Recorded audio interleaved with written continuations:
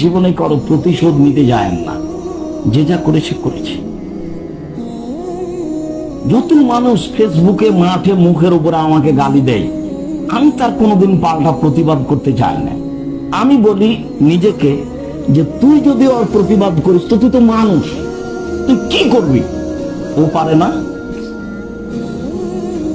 ও তো আমার পক্ষ থেকে বলতে পারে, বলে তো বুখারী মুসলিমের হাদিস বলে, তো ও বললে তো তার মতো বলবে, আর আমি বললে আমার মতো বলবো। আমি তো মানুষ, কি আর বলবো। মৌলানা সাহেবের চাক্কু সেভাবে বলছে যে আব্দুর রাজ্জাক সাহেব প্রাচীর কেমনে দেয় দেখে ছেড়ে দিতে হবে, ওই 6 শতক জমি নিতে হবে, যত লক্ষ টাকা লাগবে দিব, মানে প্রাচীর যেন করতে না পারে।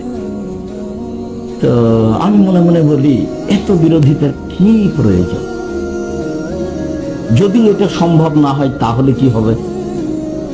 তো যার সামনে বলছে তার সামনেও খাটো হয়ে যাবে না? তো একদিন তো প্রাচীর কি হলো, হয়েই গেল। তো অনেকদিন যে বললো যে অনেক কিছু মানুষ আব্দুর রাজ্জাক সাহেব এই, তো আমি যদি না হই তাহলে তার কি হবে?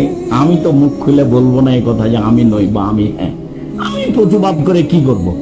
যখন কেউ খুব মোবাইলে গালি দেয় বন্ধ করে, তখন আমি আবার পাল্টা রিং দিয়ে বলি যে ভাইজান আপনার মনে হয় টাকা শেষ হয়ে গেছে, গালি দেওয়া মনে হয় আরো বাকি ছিল, একটু যেটুকু আছে আপনি সেটুকু বলে নেন, কোনো সমস্যা নেই।